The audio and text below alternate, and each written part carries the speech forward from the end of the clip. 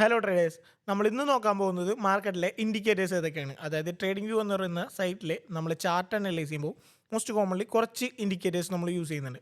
അതായത് ഇപ്പോൾ ട്രേഡിംഗ് അറിയാവുന്നവരായാലും അല്ല അറിയാത്തവരായാലും നോർമലി ചെറിയൊരു നോളജ് വെച്ച് ട്രേഡ് ചെയ്യുന്നവരായാലും മോസ്റ്റ്ലി ഡിപ്പെൻഡ് ചെയ്യുന്നത് ഇൻഡിക്കേറ്റേഴ്സിനാണ്. പക്ഷേ ഞാൻ എൻ്റെ ഒരു കൺസെപ്റ്റ് വെച്ചിട്ട്, അതായത് ഞാൻ ഒരു ഇത്രയും നാളത്തെ ഒരു എക്സ്പീരിയൻസ് വെച്ചിട്ട് പറയുകയാണെങ്കിൽ ഇൻഡിക്കേറ്റേഴ്സ് കംപ്ലീറ്റ്ലി ലാഗിങ് ആണ്. പക്ഷേ കുറച്ച് ഇൻഡിക്കേറ്റേഴ്സ് നമുക്ക് എന്ത് ചെയ്യുക, ട്രസ്റ്റ് ചെയ്യാൻ പറ്റുന്ന ഒരു ഇൻഡിക്കേറ്റേഴ്സ് ഉണ്ട്. അത് ഏതൊക്കെ ഇൻഡിക്കേറ്റേഴ്സ് ആണെന്ന് നമുക്ക് മോസ്റ്റ്ലി കോമൺലി ഞാൻ യൂസ് ചെയ്യുന്ന ആകെ ഒരു 3 ഇൻഡിക്കേറ്റേഴ്സാണ് ഞാൻ യൂസ് ചെയ്യുന്നത്. സോ എനിക്ക് അത്രയും കോൺഫിഡൻസ് ഉള്ള ആ ഒരു ഇൻഡിക്കേറ്റേഴ്സ് ഏതൊക്കെയാണെന്ന് ഞാനിവിടെ എക്സ്പ്ലെയിൻ ചെയ്യാം. So let's go to chart. നമുക്ക് ഇൻഡിക്കേറ്റർ സെലക്ട് ചെയ്യാനായിട്ട് നമുക്ക് നോക്കേണ്ടത് ഇവിടെയായിരിക്കും. നമുക്ക് ഇൻഡിക്കേറ്റേഴ്സിൻ്റെ സെലക്ട് ചെയ്തവായിട്ട് ഓപ്ഷൻസ് എടുക്കാം. നമുക്ക് ഇവിടെ സെർച്ച് ചെയ്ത് കഴിഞ്ഞാൽ ഏത് ഇൻഡിക്കേറ്റർ വേണമെങ്കിലും നമുക്ക് എന്ത് ചെയ്യാം, സെർച്ച് ചെയ്തെടുക്കാൻ പറ്റും. പക്ഷേ ഇതിനകത്ത് ഫേവറേറ്റ്സ് ആയിട്ട് ഞാൻ ഒരു 6 ഇൻഡിക്കേറ്റേഴ്സ് ഞാൻ സെലക്ട് ചെയ്തിട്ടുണ്ട്. ഇതിന് മെയിനായിട്ട് ഞാൻ യൂസ് ചെയ്യുന്ന ഒരു ഇൻഡിക്കേറ്റർ RSI എന്ന് പറയുന്ന ബേസിക് ആയിട്ടുള്ള ഇൻഡിക്കേറ്ററാണ്. RSI എന്താണെന്ന് വെച്ച് കഴിഞ്ഞാൽ നോർമലി റിലേറ്റീവ് സ്ട്രെങ്ത്, അതായത് മാർക്കറ്റിൻ്റെ സ്ട്രെങ്ത് അറിയാൻ വേണ്ടിയിട്ടാണ് നമുക്കിത് യൂസ് ചെയ്യുന്നത്. അതായത് ഇപ്പോൾ അപ് ട്രെൻഡ് പോവാണ് മാർക്കറ്റ് റിവേഴ്സിൽ കാണിച്ചു, അതായത് ഒരു ട്രെൻഡ് തിരിയാനുള്ള ചാൻസ് കാണിച്ചു എന്നൊക്കെ വിചാരിക്കാം. അങ്ങനെയാണെങ്കിൽ ആ ട്രെൻഡ് തിരിയൽ അല്ലെങ്കിൽ ഒരു റിവേഴ്സൽ കണ്ടീഷൻ, അതായത് സ്ട്രോങ് ആണോ അല്ലെങ്കിൽ ആ ഒരു സെല്ലിംഗ് കണ്ടീഷൻ ആ റിവേഴ്സൽ ചെയ്തിട്ട് സെല്ല് ചെയ്യാൻ പോകുന്ന കണ്ടീഷൻ സ്ട്രോങ് ആണോ ഇല്ലയോ എന്നൊക്കെ അറിയാനായിട്ട് നമുക്ക് എന്ത് ചെയ്യാം, RSIനെ ഡിപ്പെൻഡ് ചെയ്യാം. കാരണം ആ ഒരു കണ്ടീഷൻ നമുക്ക് ഒരു റേഞ്ച് കാണാൻ പറ്റും. ഒരു 30, 50, 75, 100 ഇങ്ങനെ ഒരു റേഞ്ച് കാണാൻ പറ്റും. ഇപ്പോൾ മാർക്കറ്റ് 75 അബോവ് ആണ് നിൽക്കുന്നതെങ്കിൽ മാർക്കറ്റ് നിങ്ങൾക്ക് കാണാൻ പറ്റും അതിന് മുകളിൽ ഒരു ഗ്രീൻ കളറിൽ ഒരു കണ്ടീഷൻ ഫോം ആവുന്നുണ്ട്.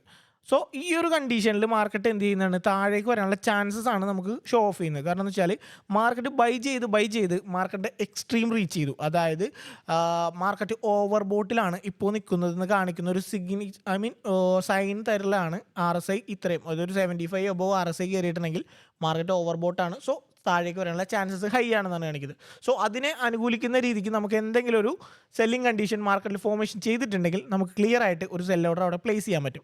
സോ അതേപോലെ തന്നെ മാർക്കറ്റിൻ്റെ താഴേക്ക് ഈ ഒരു ഫ്ലോ, അതായത് RSI എന്ന് പറയുന്ന റിലേറ്റീവ് സ്ട്രെങ്ത് ഇൻഡെക്സ് വന്നിട്ട് ഏറ്റവും താഴെയാണെന്നുണ്ടെങ്കിൽ, അതായത് 30 ബിലോ അല്ലെങ്കിൽ 25 ബിലോ ആണ് മാർക്കറ്റ് നിൽക്കുന്നതെങ്കിൽ ആ ഒരു കണ്ടീഷനിൽ വെച്ച് മാർക്കറ്റിൽ നമുക്ക് എന്ത് ചെയ്യുന്നുണ്ട്, ഒരു കണ്ടീഷൻ ഫോർമേഷൻ ചെയ്യുന്നുണ്ട്. ബൈയിങ്ങിനുള്ള കണ്ടീഷനാണെന്ന് വിചാരിക്കുക. അങ്ങനെയാണെന്നുണ്ടെങ്കിൽ ആ ഒരു ബൈയിങ് ട്രെൻഡ് കണ്ടിന്യൂ ചെയ്ത് പോകാനുള്ള ഒരു പോസിബിലിറ്റിയാണ് RSI കൊണ്ട് ഉദ്ദേശിക്കുന്നത്. സോ ഈ ഒരു RSI എന്ന് പറയുന്ന ടൂൾ നമുക്ക് യൂസ് ചെയ്ത് കഴിഞ്ഞാൽ മാർക്കറ്റ് ഓവർ ബോട്ടിലാണോ അല്ലെങ്കിൽ ഓവർ സോൾഡിലാണോ കണ്ടീഷൻ നിൽക്കുന്നത്. സോ അതിനനുസരിച്ച് നമുക്കൊരു ട്രേഡ് പ്ലാൻ ചെയ്യാനായിട്ട് നമ്മളെ ഒരു പരിധി വരെ എന്നാണ്, ഇതിന് മാത്രം ഡിപ്പെൻഡ് ചെയ്ത് ട്രേഡ് ചെയ്യാൻ പറ്റുന്നില്ല, ഒരു പരിധി വരെ നമ്മളെ ഹെൽപ്പ് ചെയ്യുന്ന ഒരു ഇൻഡിക്കേറ്ററാണ് RSI ടൂൾ. അതേപോലെ തന്നെ ഞാൻ നോർമലി യൂസ് ചെയ്യുന്ന വേറൊരു ടൂളാണ് എക്സ്പോണൻഷ്യൽ മൂവിങ് ആവറേജ്, ഒരു ഇൻഡിക്കേറ്റർ. അത് ഞാൻ കാണിച്ചു തരാം. DMA WMA ഇട്ട് കഴിഞ്ഞു. ഇപ്പോൾ നിങ്ങൾക്ക് കാണാൻ പറ്റും എൻ്റെ ചാർട്ടിൽ ഒരു ലൈൻ പോകുന്നത് കാണാൻ പറ്റും.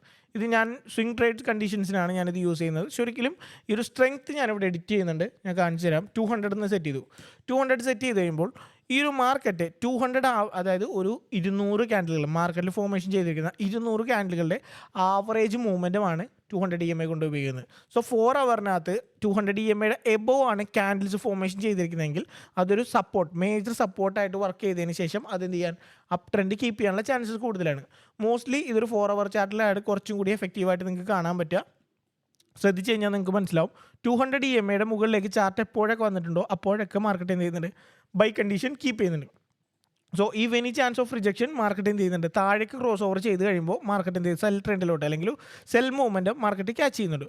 സോ 200 EMAയുടെ ആ ഒരു ലെവലിലോട്ട് എത്തി എന്തെങ്കിലും റിജക്ഷൻസ് കാണുകയാണെന്നുണ്ടെങ്കിൽ സെല്ലിലോട്ട് വീഴാനുള്ള ചാൻസും, ഇൻ കേസ് ഇനി ക്രോസ് ഓവേഴ്സ് നടന്നിട്ട് അവിടെ ഒരു 200 EMA സപ്പോർട്ട് 4 അവർ 200 EMA സപ്പോർട്ട് എടുത്തിട്ട് എന്തെങ്കിലും ഒരു ബൈ കണ്ടീഷൻ കാണിക്കുകയാണെന്നുണ്ടെങ്കിൽ അതൊരു ബൈ ട്രെൻഡിനെ സപ്പോർട്ട് ചെയ്യുന്ന രീതിക്ക് മുകളിലേക്ക് പോകാനുള്ള ചാൻസസ് കൂടുതലായിരിക്കും. സോ ഇതാണ് 200 EMA ഞാൻ യൂസ് ചെയ്യാനുള്ള റീസൺ. സോ ഇതൊരു 4 അവർ അനാലിസിൻ്റെ ബേസിൽ മാത്രമേ 200 EMA കൺസിഡർ ചെയ്യാവൂ. ഹയർ ടൈം ഫ്രെയിംസിലായിരിക്കും എപ്പോഴും 200 EMA സപ്പോർട്ട് ചെയ്യുക. ഇപ്പോൾ ഞാൻ പറയുകയാണെന്നുണ്ടെങ്കിൽ ഇപ്പോൾ 3 ഹവറാണ് എടുക്കണമെങ്കിൽ 3 മണിക്കൂറിൽ വർക്കൗട്ട് ചെയ്യാതിരിക്കുന്ന 200 ക്യാൻഡിൽസിൻ്റെ ആവറേജ് മൂവ്മെൻറ്റ് ആയിരിക്കും നമുക്ക് എന്ത് ചെയ്യുക, EMAയിൽ കാണാൻ പറ്റുക. സോ ഫ്ലക്ച്വേഷൻസ് എപ്പോഴും ഉണ്ടാവും. 1 ഹവറിലോട്ട് നിങ്ങൾ നോക്കുകയാണെങ്കിൽ 1 ഹവറിലുള്ള മൂവ്മെൻറ്റ് ആയിരിക്കും നിങ്ങൾക്ക് അറിയാൻ പറ്റും. 1 ഹവർ മൂവ്മെൻറ്റ് നോക്കുമ്പോൾ 1 ഹവേഴ്സിലുള്ള 200 ക്യാൻഡിലുകളുടെ ആവറേജ് മൂവ്മെൻറ്റ് ആയിരിക്കും നമുക്ക് ഈ കാണുന്നത്. സോ ബെറ്റർ ഓപ്ഷൻ എപ്പോഴും ഇതൊരു ഹയർ ടൈം ഫ്രെയിം അനലൈസിന് വേണ്ടിയിട്ട് യൂസ് ചെയ്യുന്നതായിരിക്കും 200 EMA എപ്പോഴും സ്യൂട്ടബിൾ ആവുക. പിന്നെ ഞാൻ യൂസ് ചെയ്യുന്ന മോസ്റ്റ് കോമൺലി ഞാൻ യൂസ് ചെയ്യുന്ന ഒരു ടൂൾ എന്ന് പറയുന്നത് ഇൻഡിക്കേറ്റർ എന്ന് പറയുന്നത് ICT കൺസെപ്റ്റാണ്. ICT നമ്മൾ ഇൻ ഫ്യൂച്ചറിലേക്ക് പഠിക്കുന്നുണ്ട്.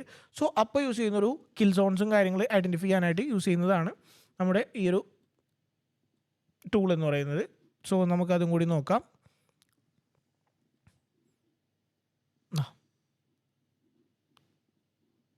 ഇതിപ്പോൾ നമുക്ക് ചെറിയ ടൈം ഫ്രെയിം 1 ഹവറിൽ താഴേക്കായിരിക്കും നമുക്ക് ഈ ICT Kill Zones നമുക്ക് ആവശ്യം വരിക. ഇപ്പോൾ നോർമലി ഞാനിതിൻ്റെ ഡീറ്റെയിൽ ആയിട്ടുള്ള എക്സ്പ്ലനേഷൻസ് വരുന്ന ക്ലാസ്സുകളിലേക്ക് ഞാൻ പറഞ്ഞുതരാം. ഈ ഒരു ഇൻഡിക്കേറ്റർ അല്ലെങ്കിൽ ഈ ഒരു ടൂള് വന്നിട്ട് നമുക്ക് കൂടുതലായിട്ട്, അതായത് ഈ ഇൻഡിക്കേറ്റർ വന്നിട്ട് കുറച്ച് ഡീറ്റെയിൽ ആയിട്ട് നമുക്ക് പഠിക്കേണ്ടതായിട്ടുണ്ട്.